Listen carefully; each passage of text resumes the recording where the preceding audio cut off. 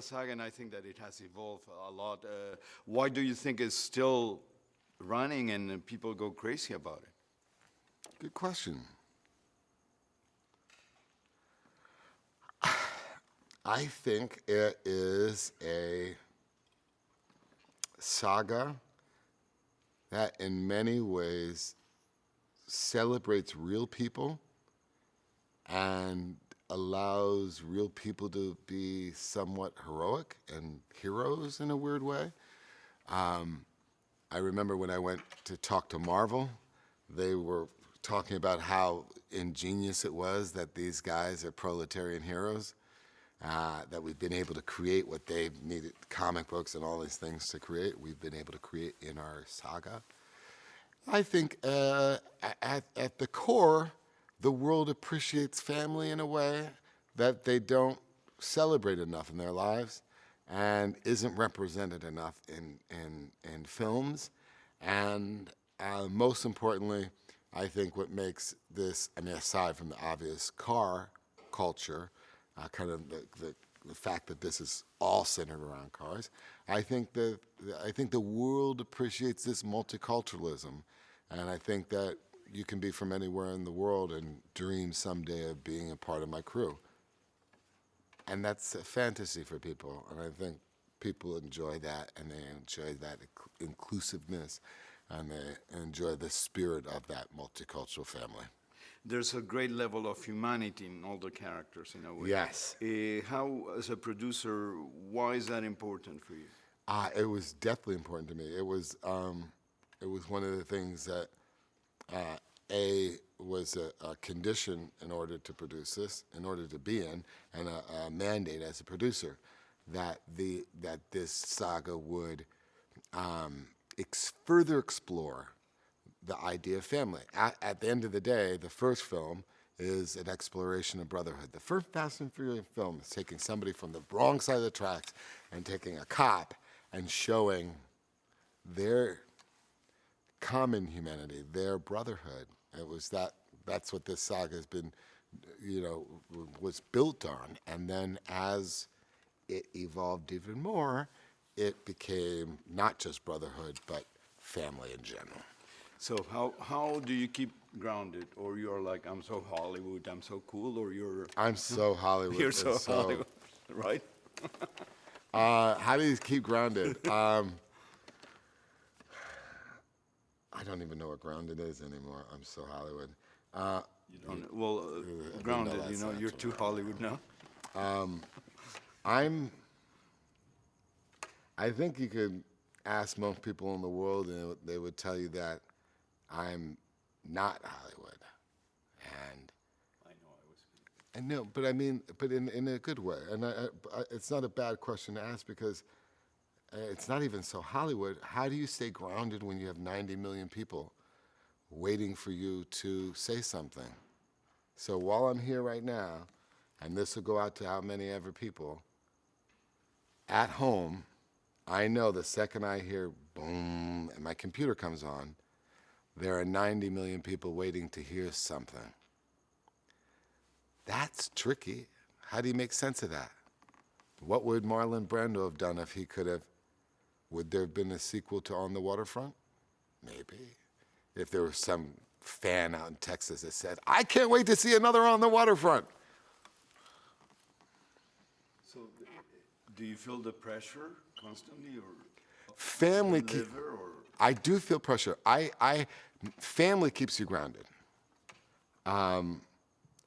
because my toughest task is not going to be unlike that other guy's toughest task, and the toughest task is to be the best parent you can be. We all share that. But to be the best person you can be. We're all growing as individuals. We're all growing into our better selves. Those are the things that I stay focused on. I don't even know if I'm that grounded. I live in a fantasy world of scenes in my head and future. When I came here and I was about to do Fast and Furious 4, they didn't think I was grounded when I said I could shoot 3 movies at the same time. They thought I was insane. And they were like, security, get him off the lot. They never imagined it. I remember the studio exec looking at me and his food almost coming out of his mouth and going, Vinny, we're not even sure we want to make this one. How could you talk about 3 movies? Who cares what happens in 4, 5, and 6? And now, the only thing they want to know is what's going to happen after this. How surreal. Incredible. It's incredible. And, 2 years ago, we were here, and Paul was here, great guy. Could you tell us a little, he's not here anymore, and how do you feel about that? How do I feel about the fact that Paul's not here? Look around and try to imagine how everyone feels. Then imagine how you'd feel if your own brother wasn't here. Then imagine how you'd feel if your best friend wasn't here. Then imagine how you'd feel if one of the humans that you admire and respect more than all the millions of humans that you've met wasn't here. Then imagine if the person that you started this whole saga with, the person that was sitting down on the floor of that airport in Mexico before Fast 1 came out, people walking over our legs, no one cared about the fact that we had our legs stretched out, we're sitting on the floor. The person that you had that little conversation with and say, all this will change. We'll never have that thing called anonymity again. Look at us. We're just sitting on the floor in an airport and no one cares. And that's going to be something we'll miss. How do you explain what that's like? I know that for me, it's caused me to want to reach higher with this movie. I have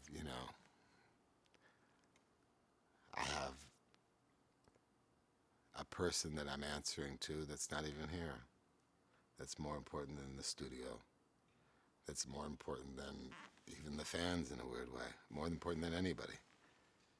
Is what is he going to say when he sees this movie?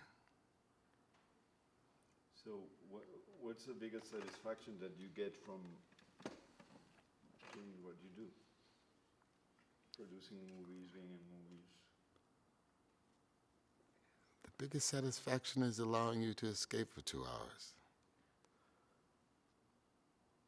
I guess that's the only contribution I can think. I think that has any value. The fact that, and it's not curing cancer, and it's not. No one's winning a Nobel Peace Prize, although there's an argument for that.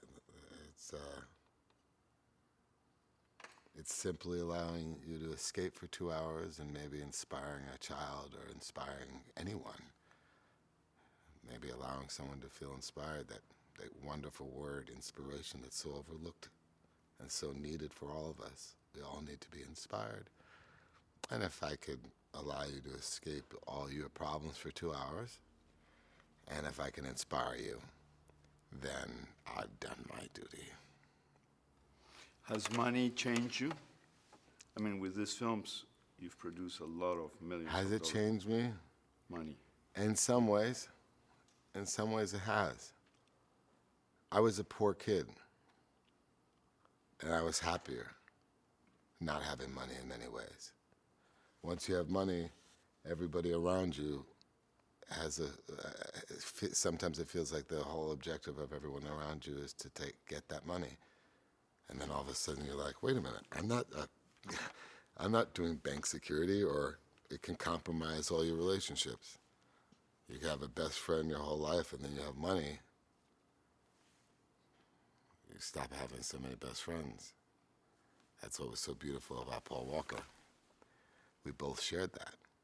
We both shared not having money, not caring about money, and then having money, and then everyone around us caring about the fact that we have money, when I would never even think of it. Strange.